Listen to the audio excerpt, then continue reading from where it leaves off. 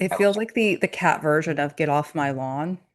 It basically is like the cat version of get off my lawn, but also I'm going to eat you.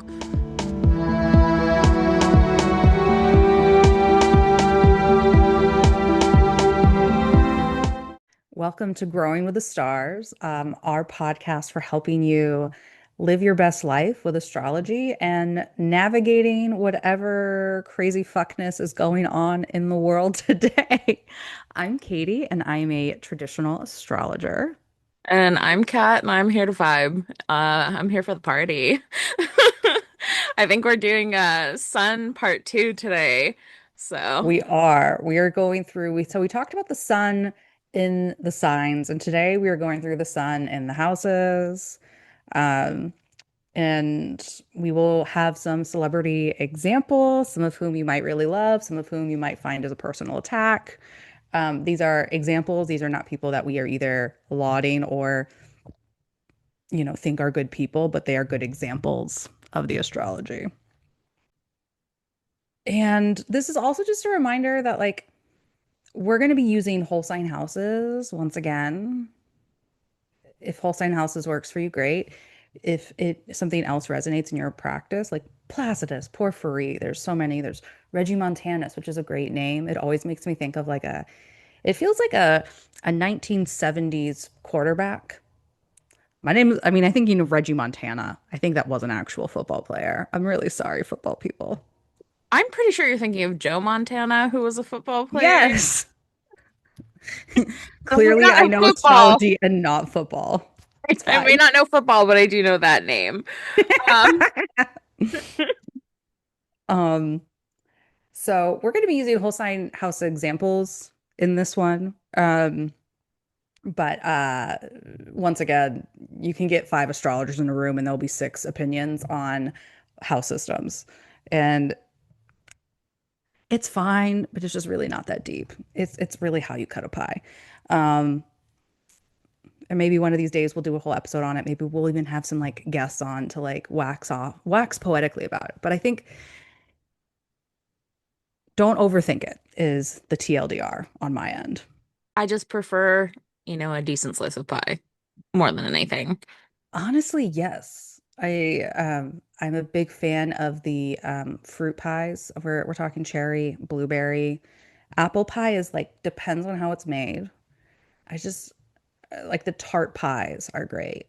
Um, Maybe my most controversial opinion, pumpkin pie. It's kind of mid. It's okay. It's okay. I remember it tasting better. I remember it tasting better when I was younger. I don't know. It's really weird. But yeah, fruit pies, out of this world. So good. We will accept your love and adoration in the form of freshly made fruit pies. But anyways, the first slice of pie astrologically we're going to talk about today. We're going to start from the first house and we're going to go all the way to the 12th. Um, and so the sun in the first house, this is the rising sign, right? And so this is all about your sense of self. So the sun here is really incredibly personal, it's very physical. And if we think about the sun as leadership or our authority, this then makes our leadership and authority really personal. How is it something that we embody personally? How is it sort of about our own lives? And the first person we are going to look at is JD Vance, who, yes, is a Leo rising. He has the sun in Leo as well.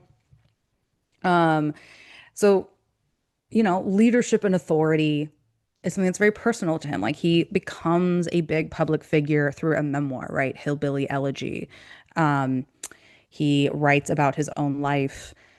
And that sort of is what starts his political career. And so he very much does my personal experience is sort of my politics kind of stuff. Whether, even though I think he's full of shit personally and like is a terrible human being, he is astrologically on brand with his chart. And, you know, whether I was talking to JD Vance or I was talking to somebody else with the sun in the first house, your personal view of your leadership and the personal things that you make, is it always embodying of systemic things, right? Are you personally the example of what's going on? Or is your personal experience something that is actually myopic in this moment, right? And also, when you're a leader, it's not all about you, right? You have to think about the people that you're either ferrying along or you're doing this for, and like sometimes if you make it really personal, you lose sight of the bigger picture. You lose the forest for the trees. And so, just because you have the sun in the first house doesn't mean you're JD Vance. Doesn't mean you have a lot of this ego and stuff like that. That's, I think, an extreme version. But what I am saying is like, if you do have the sun in the first house, there's a lot of potency and charisma that you can naturally embody. And um, you have a lot of opportunity both for yourself and for others. And navigating that is the hard part. So essentially what you're saying, like, is it can be very easy because your son is in the first house that you identify it with a sense of self. Is there a tendency when your sun is paired up with your rising sign?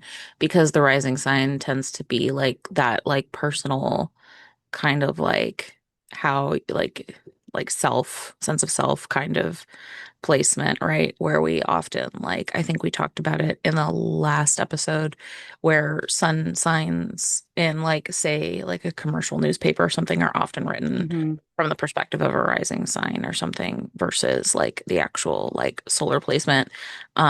Because those two things are there, then you can often confuse like the outside things for that, like being more of a personal, like everything is so personal versus like, you know, um, having it be more objective. So more subjective Yeah. versus objective. Yeah. And so I would say it's like any planets that are going to be in the rising sign are going to be things that you take really personally or you embody.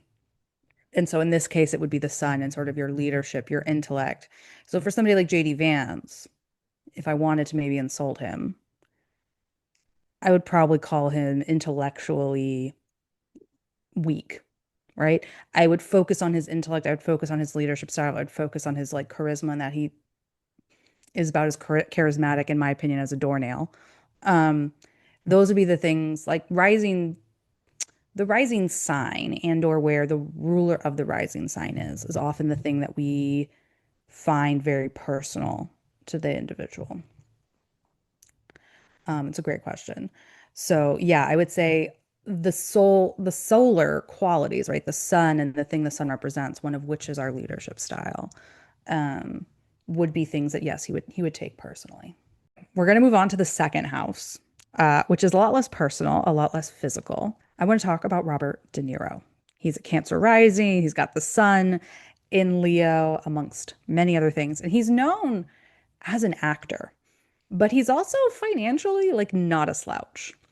And the second house brings in a lot of our stuff around money, possessions, finances, um, our stuff and or financial leadership is often what I see with folks that have the sun in the second house. Uh, Things that were really surprising to me, like he helped started the Tribeca Film Festival, which is like now like a very big film festival. And he is also one of the people behind the Tribeca production company. Um, so he is both an actor and like a very well-known actor, but also somebody that is big around leadership, around resources, finances, opportunities for the arts, which is a really beautiful way of bringing in that leadership, right? And also that area of focus for him, which is like, how do we get resources? How do we have money to make great things? And that's really the thing when I'm talking to folks who have the sun in the second house, which is how is financing or material resources, right? Sometimes this can be like mutual aid and or like donations of things. How can that be part of your leadership style? Or how is that something that funds the things that you're really passionate about, right? We still live in late stage capitalism and money does is a critical piece of getting things done. And we need money to make certain things happen and or we need resources to make great ideas happen. And these are the folks that can often be really good at helping bring those dreams into reality.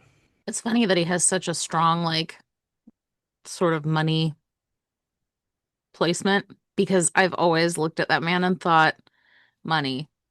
It's really, Really? yeah, it's really funny. Like, I don't know if it's because of his roles.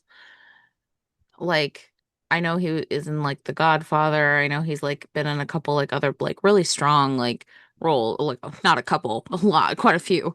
But like it's really funny that I've always looked at him and like been like that man is a money man. Like that's a money man. Sometimes people know. Sometimes people know. Um, I wish I was that. I'm not that good. People, I don't know, when people find out you're an astrologer, they're like, guess my big three or guess my rising sign. And I'm like, no, that's not the sign of a good astrologer. It's not that I can read your aura. It's that I'm really good at reading a chart. Let's talk about the third house. When the sun is in the third house, it really varies where the leadership is going to show up because the third house is a pretty varied place. There's communication, right? Short distance travel, like things like cars, skateboards, like modes of transit can be a thing, or, you know, or like short distance travel more generally, like urban planning and public transit could be a thing.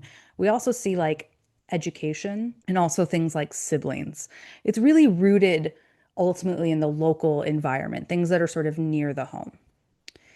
And we are going to talk about one of the people who has, I think, it's funny because also I think they're known for having a really iconic voice, and that is Morgan Freeman. So he's an Aries rising, Sun in Gemini, and the moon snuck just at the tail end of Aquarius. He really was like, I'm not a moon in Pisces. Um, and so Morgan Freeman, right, is known, right, for his voice, right? You think about all the documentaries and just like him playing God and Bruce Almighty, like he has that very distinctive voice. And so we see definitely sort of a leadership from a voice perspective is there. But he's also really involved in giving back locally. So when we look at his biography, which I did a little bit about, right? He heard about the decline of honeybees, and something that he did personally was he turned his Mississippi ranch into a bee sanctuary, right? So he's taking an issue that's big and widespread and doing something that's very local and specific. Another thing that he did was he donated to the University of Mississippi, and he wanted to create a center for evidence-based policing and reform, right? So he's doing these things of running these big issues, right? Whether it's about criminal justice or the environment, and how can he take that locally? And that's something that I actually love talking about with people with big third house placements is that they're able to take this idea that I think is a little cliche now, which is, think global, act local, and really make that possible. And how can you find ways to take larger issues or issues that you're passionate about and really support them in your local area?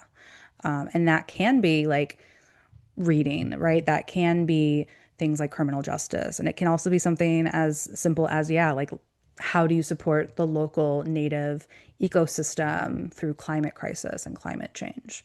Um, the third house is really beautiful at finding those openings and making a real impact. Feels like third house is think global, act local, and first house feels think local, act global. Yeah, yeah. I mean, it's a very interesting thing to see because yeah, the first house takes the personal and then makes it global. And the the third house takes maybe something that is bigger and makes it local. And so there's less of the personal piece as much involved in the third house. Tip like sometimes people, and that obviously can vary, right, depending on what planets and what they rule in the chart. But it's very much these are the folks, and I think we actually need them more and more as like we have the decline of third spaces and sort of the decline of the local, that these folks can do some really beautiful and meaningful things to help make our local environments more vibrant again. I feel like I'm not trying to attack the angular houses, but we might have that as well. Um, so the next one we're talking about is the fourth house, right? This is the root of the chart. If these are the people that are usually born, they're born around midnight, right? This is the sun is at the base. It's very, very hidden. And yeah, you can't be born at midnight and well, unless you're born in like the Arctic Circle, you can't really be born at midnight and have the sun in like the 10th house. It's just astronomically impossible. But anyway, um, let's talk about the fourth house. The fourth house is the bottom of the chart. It's like the most hidden. It's the place of our origins, our family, our lineage, right? And that can be both cultural, but also like personal. We also see fathers really rooted in the fourth house or specific to the fourth, but family more generally is signified there. Um, and these folks are going to be very focused on home, family, and lineage, or that's just going to be a big piece of leadership. And the example I have for that might sound a little on the nose, but sometimes that's how astrology is King Charles, right? He's Leo rising, he's the sun in Scorpio, the moon in Taurus. And right, he is a king because of his family, right? He could not be the ruler he is without inheriting the throne. So that's a very literal manifestation of it. Um, and sort of having that like kind of cultural authority. There are other folks that find leadership in this way by wanting to revitalize cultural practices in their lineage. Or they're folks that are really passionate about genealogy. So it doesn't always mean that you're going to be like a king. It can mean something as simple as being really passionate about your cultural lineage or wanting to think about how do you preserve pieces in the family or within your larger cultural context. You know, it can be. I knew somebody that had some big fourth house placements that was doing a lot of like research on their own family and sort of Aquarius was also involved. And so it was also like about being outsiders and being marginalized. So the fourth house is going to just bring in this sort of looking towards the past aspect. And when I'm talking with these folks, um, a lot of what we are wanting to talk about is what is it about family and history that you want to continue, right? How is it that you are bringing the past forward versus being overshadowed by it, right? I think sometimes, you know, you might feel like King Charles, where you're in the shadow of a parent for a lot of your life, especially if, that parent is a larger than life figure. That can be there's a lot of challenges and privileges being a Nepo baby. And the work of navigating that is how do you have your own version of being visible when your sun is literally hidden in the chart. It is interesting because he has always been very like the one that kind of got left behind a little bit. Like everyone was like Queen Elizabeth, and then when are his kids gonna go like into the succession? But no one really cared or talked too much about him. Like they were kind of like, oh, that's Charles. He'll be king one day, right? Like, and then he is, but you know, It doesn't really help that he's not exactly charismatic, or it doesn't help that he's not super charismatic. We'll actually talk about Princess Diana later. I think I have her later in the outline. I'm hoping I do, or maybe we talked about her last time.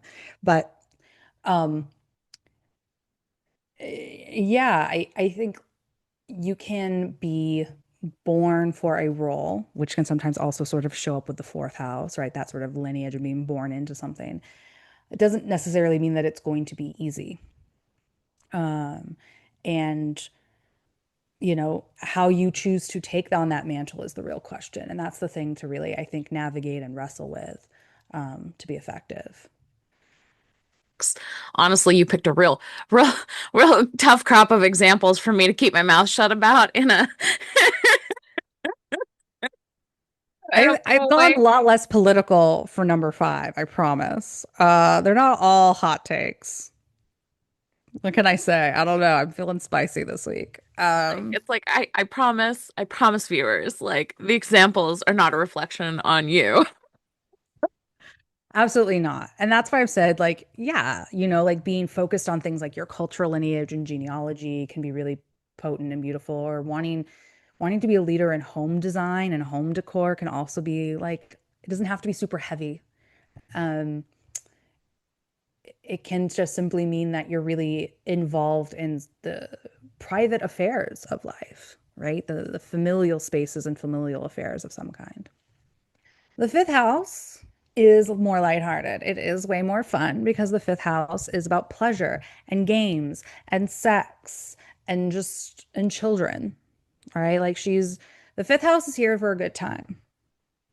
And our example for the fifth house is Betty Grable, which, if you don't know Betty Grable, she was If you Betty don't know Grable, Betty Grable, get a little culture, maybe? No. It's just great. right? She was a really famous actress, especially in the 30s and 40s, and she becomes a pinup girl, right? And she is sort of seen as a sex symbol, right? And so let's take a look at her chart really quickly. Um, it's funny because in my notes as well for the fifth house, I have the song Dancing Through Life from Wicked, which feels very fifth house. Um, it's about fun and lighthearted. It's extreme of don't take anything seriously. But Betty Grable, Leo rising, Sagittarius sun. Um, she's known for this pinup image, and let me see if I can find it. I should have saved it. So Betty Grable, and this is the iconic photo from 1943. Um, she's well known as a pinup girl, and it's a lot about sexuality and fun. She's obviously a lot more than that, but this becomes a really big part of how she is seen and celebrated. And she's, I believe, one of the people that was most painted on the sides of airplanes during World War II. Um, and so, having a fifth house sun, it can be something as simple as being a sex symbol and embodying your sexuality, but it can also be things of like taking a leadership role in pleasure, in games, in making those fun for people, or being a leader in entertainment of some kind. Um, it's not always, I mean, if you want to be a sex symbol, you can be a sex symbol. I'm just saying you don't have to be. Um, And also understanding that wielding these topics can also be a place of real power. I mean, we're also in a time frame where, you know, women's rights and ability to be sexual in our own way, on our own choice, is something that's being eroded. And it's especially being attacked for people, for women of color, trans folks, LGBTQ. And so like embodying sexuality and or taking a leadership in these topics can be really meaningful right now. Um, and I also just think that like, you know, what is it about pleasure and games that you understand maybe that's different than other folks? So if the fifth house is all about fun and pleasure, the sixth house kind of can feel a bit like a drag. The sixth house is all about our health, our habits, our day-to-day work, and pets. We see a lot of like volunteering and service here. Um, and I really see these folks often being very servant leaders. And the person I really want us to highlight today is actually Willem Dafoe. So this looks a little confusing because everything is sort of smushed into Cancer. But he actually has the sun at 29 degrees of Cancer. And he has an Aquarius rising. And I remember initially looking at this being like, I don't know. I don't know if this is on brand or not. Um, and actually, he is a pescatarian and he has a whole thing about animals and working with animals. He actually has a quote. So He's a character actor. You've probably seen him in, I loved him in Boondock Saints. He's also the Goblin in the Spider-Man trilogy ages ago with Tobey Maguire. Um, and most recently, he was in Nosferatu as, how do I describe the character? He's like the guy they go to try to like save the people from the vampire. And he has all the cats in his place.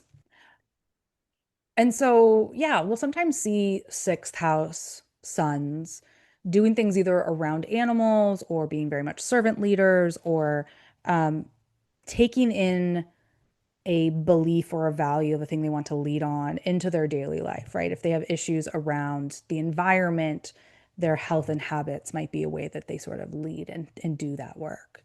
Um, and so with these folks, what I love to kind of talk about, which is like, how do you lead by doing? What are the topics that you're actually excited about or passionate about? Or are you doing it because someone has to do it? Usually a red flag if you feel like you should be doing it. And how is it that the day to day can be a place for leadership, right? Or being a leader, whether that's in your health or in your work or just in the things that you are already doing. The sixth house son. I feel like I definitely hit that. Like, are you doing it because you want to, or are you doing it because someone said you should be? Vibe super hard for like a super long time. That was hard to unlearn. Yeah, as somebody with Saturn and Capricorn in the sixth, responsibility is kind of a capital R in my life. Um, it's funny that he was in that Nosferatu movie because he's actually in another movie where he plays Max Shrek, but as a vampire for the film Nosferatu. And I can't remember exactly what the name of the movie is, but it's like a movie, a fictionalized account of the filming of Nosferatu. Oh my God, that's meta. Yeah. My head just broke a little trying to think about that one. Whew. You can also get meta with anything. And or your astrology. I would really love to look at the transits for when he did that film and then when he did Nosferatu, because that would be really fascinating to see if there's echoes between the two. Yeah, that movie came out in 2000. It's called Shadow of the Vampire. Some offline research for us. Okay. The next house, we are getting over to the western horizon of the sky. So if the first house is the eastern horizon, the seventh house has the western horizon or the descendant in it, right, where things descend into the underworld. Um, and the seventh house is all about partnerships, our committed relationships. We find a lot of these folks are very, when the sun is in the seventh, that they're in lots of relationships or they find a lot of meaning and growth through their relationships or their leadership is sort of found in that way. We're also going back to some classic Hollywood and we're going to Debbie Reynolds. Um, Now, she's a Libra rising, Aries sun, uh, Aquarius moon. And I bring her up because I thought she was really interesting because her big break, or one of her big kind of moments, is singing in the rain.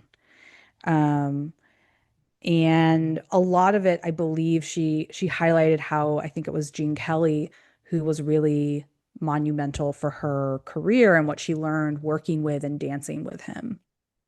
Right. And so we see these moments of partnership being really pivotal, working off of somebody else, um, just being very important for them and sort of how they kind of go through the world. Um, Debbie Reynolds also, I believe, had her life was also just, I think, relationally a little messy as well. There's a whole thing with her and her husband and Liz Taylor, uh, if you want to look into it. Um, so, it can be both, it can speak to both the importance of marriage for you and sort of leading around the topic of marriage and or potentially shining a light on problems with marriage or, being partnership being key to how you lead.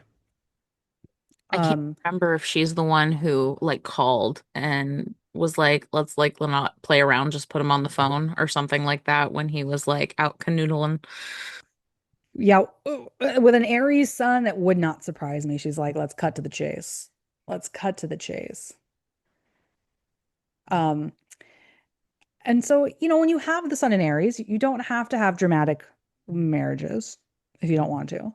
But I would like to ask these folks, which is like, how can partnership help you lead, right? Where is it something that, having a committed partnership allows you to move forward more effectively? And also, if that's the case, what kind of partner do you need to do that?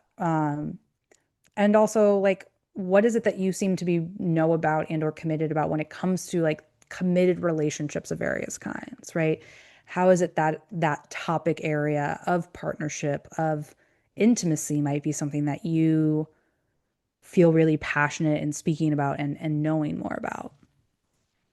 Um, and that doesn't have to be, that could be sort of the commitment of business partnerships. It's not always like super romantic. We often over-index on the seventh house in romantic partnerships. It's one piece of the house. The next house to talk about is the eighth house. The eighth house, it always feels a little tricky to me explaining the eighth house. And I always say this because it's like a weird place because you have things like taxes, debt, inheritance show up here. But you also have like health and illness show up here too. Like I've seen major eighth house transits where somebody close to somebody has a near death experience, or there is somebody passes. Like literally, it's not always because like the moon goes through this every month. So like I don't want people to freak out if they like see things in their eighth house. Um, but it has all of these sorts of other people's stuff and resources and or interdependencies around health and resources shows up here just to make it complicated. And the person I want to look at is actually Gwyneth Paltrow. And I want to make sure I'm pulling up, I have so many charts up. This is a personal problem. The goop reflected in Gwyneth Paltrow's chart. That is exactly where we're going. It's like, she's a Pisces rising, Libra sun, Gemini moon. And she has, yes, Pluto, the Sun, Mercury, and Uranus all in Libra, the eighth house. And it is striking to see sort of her take this leadership role around kind of out there health stuff, right? Kind of out there jade rolling, yoni eggs. I'm not particularly a fan of goop. I think there's a lot of things that highlights opportunities for regulation in the United States, but she is leaning into, she's working with her chart, you could say, very effectively, right? And she's bringing in a lot of these alternative ideas around health and wellness, and has become, if not incredibly influential, incredibly wealthy from it. Do you have any strong thoughts about Gwyneth Paltrow or Goop? I mean, I do. I mean, I do, but you know, nothing helpful. Nothing is astrologically like sound. Just maybe don't stick things where they don't go. That's about my only thought. That seems like a really reasonable position to take. Um, and yet I also, I don't know, this goes back to Reddit. Um, I've heard stories of people putting marbles up their bums. There's just some things in life I never needed to know that people do. And they be safe, my friends. That's all I want to say is be safe. Be And, safe while you play with things. and when you're not, just tell the truth because the emergency room knows. They know. Tell them. Oh my God. That's so true. They will find out one way or the other. All right. We are now going on to the ninth house. And this is all about our big worldview kind of being political and philosophy and world travel, international affairs comes up here. Like it's I didn't talk as much about it in the third house, but both the third and the ninth house have a spirituality aspect to them, and sort of this morality philosophy really comes up. Where the third house is local, the ninth house is global. And the person I found for the ninth house is actually Sean Penn. So this is his chart. We'll take a look at real quick. So he's a Sagittarius rising with Jupiter in the first house, already super lucky. And then he has the Sun, Uranus, and Mercury all up in Leo. Um, the sun also loves to be in the ninth house. This is the house where the sun rejoices. It gets to work on things it likes to do, on topics it enjoys. So there's especially a little bit extra potency for the sun here. Um, Now, the thing that's really interesting about Sean Penn is he's done a lot of international advocacy, right? He was back in the day, if you can remember the early 2000s, the Iraq War was controversial, and he was actually against the Iraq War. He's also had some kind of controversial international friends, including Hugo Chavez, the dictator of Venezuela.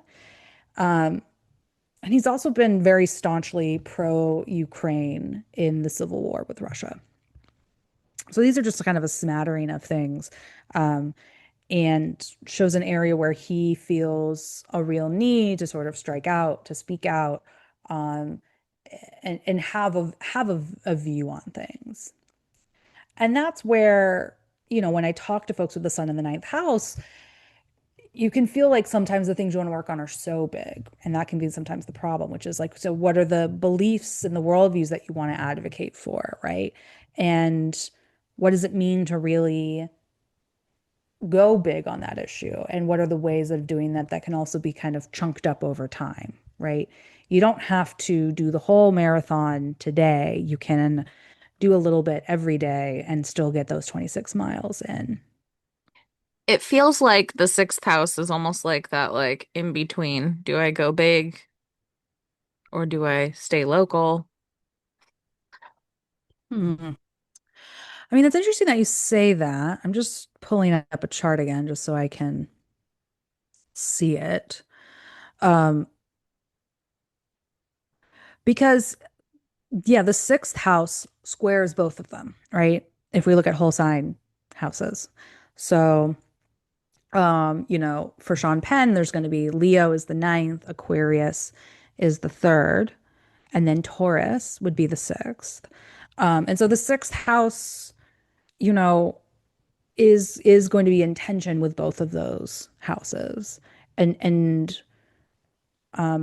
does bring that up. We're getting into the last three houses, and we're getting into high noon of the chart. If you have the sun in the 10th house, you were born in like the smack dab middle of the day. And these folks, right, when the sun is at high noon, it's hyper visible, it's easy to see. And these folks care, right? Their leadership literally takes up space and it is very bright. They care a lot about their legacy, their careers, and that being very much seen. And they're not so much, it's almost like the work that they want their work to be visible, regardless of kind of what the theme of the work is, which I think is really interesting. Um, and I want to talk first about Jack Nicholson. Um, so let's pull up his chart. It's So a very he visible man. is a very visible man. He's had a long, long career, right? Like he's been acting since the 60s. I think I mean, he had 40, 50 years of acting, which is kind of crazy. Um, and a lot easier to do as a white dude, let's be real. Um, but he is a Leo rising, Taurus sun, Virgo moon, right? And he's just, I think, really known for being like the actor. That's really the thing that he is known for. Um, My personal favorite is The Shining. You know, some people love, One Flew Over the Cuckoo's Nest, which was like one of his big roles. There are Something's Gotta Give was huge in the early 2000s. Um, there's so many that I can't even, I mean, he plays the Joker in Batman in the 80s. I mean, once again, like he's just known for doing his thing. And then the other one, because I actually have two this time, just to kind of make it a little easier on us, was Kate Hudson. You know, similarly, just incredibly vibrant, hard to take your eyes off of her. And of course, me trying to, there we go. Pull this up. She's a Cancer rising, has the sun in Aries. So the sun is not just in Aries, it's also exalted in Aries. It does super well there, and has the moon in Capricorn. I would say her most famous early role is her in Almost Famous, where you can't take your eyes off her in that movie. She just oozes charisma and just she's able to navigate the character of this woman following a band and sort of being either a muse or a groupie, just in a really beautiful, nuanced way. At least last time I saw it, maybe it hasn't aged well. Um, but more than just her acting career, because she has a long career of doing a lot of rom-coms. She's also like interestingly, the CEO of a whole leggings line of like our athleisure wear called Fabletics, which has done pretty well. And so there's just, yeah, I mean, she's just was born visible. She's also a Nepo baby. She's the daughter of Goldie Hawn and Bill Hudson. So it was always kind of going to be raised up. Yeah, I think she just these are folks that are just I think have a lot of visible gravitas. They just really take up a lot of visible space, whatever they're doing, whether they're acting or not. Um, and if you happen to have the sun in the 10th, I think the real thing is what do you want to be remembered for? It's not just that you want to take up space, but why are you taking up space? What is it that you really want to leave behind? Why is that valuable? Kind of really interrogating that.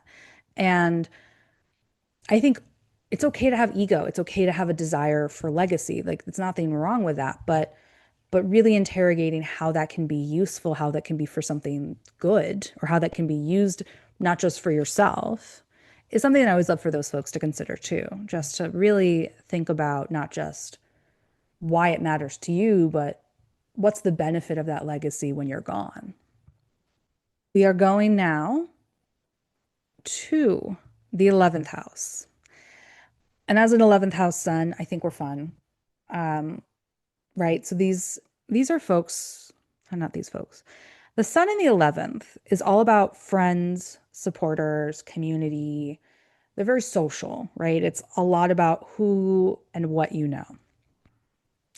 And we're actually going to talk about Queen Latifah because Taurus rising, Pisces sun, Leo moon. And I think it's hard for people to remember that before Queen Latifah was an actress, she was actually a musician, like from in the 80s. All right. She has been around a while. And I think partly what we see in the adaptability of her career is the adaptability of her son, which is really interesting. Um, but her career really takes off partially because she's part of a hip hop group, and the MC, who's named I could not make this name up if I tried. DJ King Gemini passed on her demo to been passed on her demo and eventually helped her land a record deal. Um, and a lot of her work and sort of what she embodies from a leadership perspective was embodying her community and right differing ideals, right? Embodying a bigger size body, embodying an Afrocentric kind of ideals. Um, she's really centering Black women in a positive way that hadn't really been happening before then, or as wasn't as mainstream, I should say. I don't know rap super well. Um, I don't know rap super well, so please correct me if I'm wrong, but one of the things she's just really known for is embodying more positive um, rap and representation of women and Black women specifically. Um, and so when I'm talking to these folks, right, when I talk about the sun and the 11th, there's both, I think, understanding what communities, who are your supporters, what networks are you already a part of, and how to tap into that, how to connect and be okay. We often have this very individualistic idea of how to like move ahead in life. And that's rarely how things work. Um, but also, like, who are you advocating for, right? How do you give back to your community? Who is your community? And how do you want to be a leader to them as well, right? I think part of what, Queen Latifah gave folks in her music was like a chance to see themselves in a really positive way, and or a chance to see opportunities that they then could go on and have in an industry that was very male dominated for a while. And this is also to the best of my knowledge about rap in the 80s and 90s. I'm sure there's a lot that I am missing, and there's pieces to read up about. And so I'm doing my best with my limited knowledge. We're getting to the sun in the 12th, which I think is honestly one of the more fascinating places to have the sun. Just kind of a hot take. Um, the 12th house is the place of isolation, retreat, illness. We see hospital, prisons, and ashrams here. And the one that I think is most, there's two very different examples. And I think it can be as serious or as lighthearted as you want it to be. The lighthearted version of it is Jamie Lee Curtis, Sagittarius rising, Scorpio sun, Aries moon. Now, I grew up with a Jamie Lee Curtis from Freaky Friday. But if you remember the 70s and 80s, she is a scream queen. Her whole career takes off, right? With Halloween, I think is like the big franchise that really is what she's known for. And what are scream queens about? They're often having to deal with like Halloween is about somebody escaping a mental asylum. So horror movies can bring in the topic of 12th house topics of mental illness or places of retreat and sort of being infringed upon or broken away from, uh, in a way that's also entertaining. Like it doesn't always have to be super heavy and serious in a cruel way. And in fact, you can use your sun to shine a literal light on these places, whether that's entertainment or something more serious.